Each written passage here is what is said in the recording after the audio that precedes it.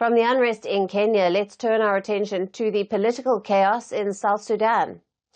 President Salva Kiir has suspended the country's first vice president, Riek Machar. Kiir stripped Machar of his post hours after he was charged with murder, treason and crimes against humanity over an attack by an ethnic militia on a military base. The attack took place back in March. A militia from Machar's ethnic Nuer community, known as the White Army, attacked a military base in Nasser. More than 250 soldiers were killed in the attack.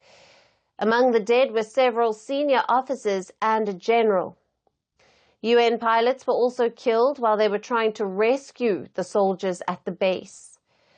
Since the attack in March, Machar has been under house arrest. Now the government has held him responsible for the attack and has charged Machar and 20 others with murder, conspiracy, terrorism, treason, destruction of public property, and crimes against humanity. Evidence further suggests, actually reveals, that the White Army operated under the command and influence of certain leaders of the Sudan's People Liberation Movement Army in opposition, SPLM-AIO, including Dr. Riek Machar through a coordinated military and political structures. President Kiir has also suspended the petroleum minister, who was charged along with Machar. Now, Machar's party has rejected the charges against him and has accused the government of trying to enforce authoritarian control and one-tribe rule in the country. International powers have warned that Machar's suspension and the charges slapped against him could tip the country back into civil war. To understand this, let's take a look at the history. South Sudan gained independence from Sudan in 2011, but soon a civil war broke out between Machar's ethnic Nuer forces and the Dinka fighters loyal to his longtime rival, Salva Kiir. The devastating war lasted for 5 years. Nearly 40,000 people were killed.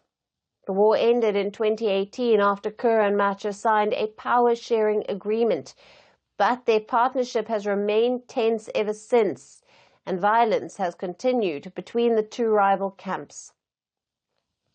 Attempts by the international community to ensure a democratic transition in the country has failed so far.